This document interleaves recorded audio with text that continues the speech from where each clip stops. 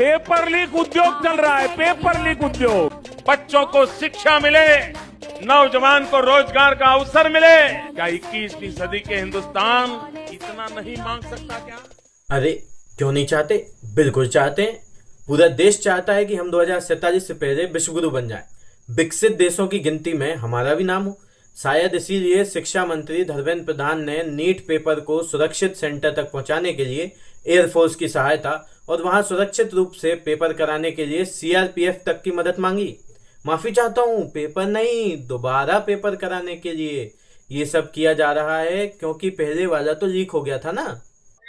गड़बड़ हुआ है तो निर्णय लिया कि रद्द कर दिए, तो इसमें कोई बड़ी बात नहीं है, वाह, इनके लिए कोई बड़ी बात नहीं।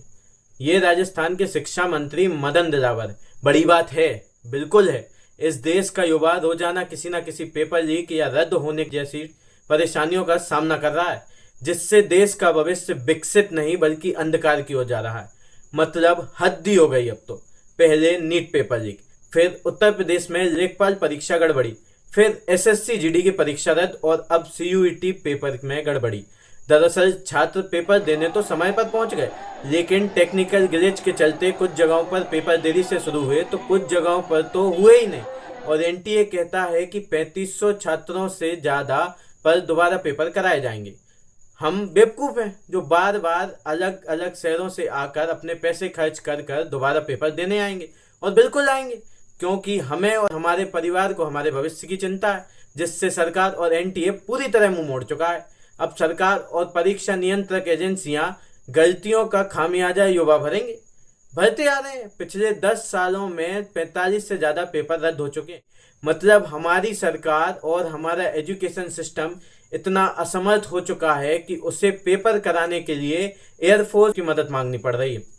वैसे तो देश में पानी की बहुत कमी है, लेकिन जहां विद्यार्थी अपने मुद्दे को लेकर आंदोलन कर रहे हैं, वहां वाटर कैनन से हटाने की प्रयास कर रही है सरकार। शर्म आनी चाहिए शिक्षा मंत्री जी, शर्म आनी चाहिए एनटीए चेयरपर्सन प्रदीप जोशी जी को। देश के एजुकेशन सिस्टम को संभालने वाले उन तमाम लोगों को जो युवाओं के भविष्य को अंधकार की ओर ढकेलने में जिम्मेदार। इस युवा पीढ़ी ने आपको इसलिए नहीं चुना था कि उन्हें हर दूसरे दिन सड़क पर उतरकर अपने अधिकारों और भविष्य के लिए अपनी लड़ाई लड़नी पड़े। इस देश का युवा और एक जिम्मेदार नागरिक होने के नाते मैं शिक्षा मंत्री धर्मेंद्र प्रधान से इस्तीफे की मांग करता हूं।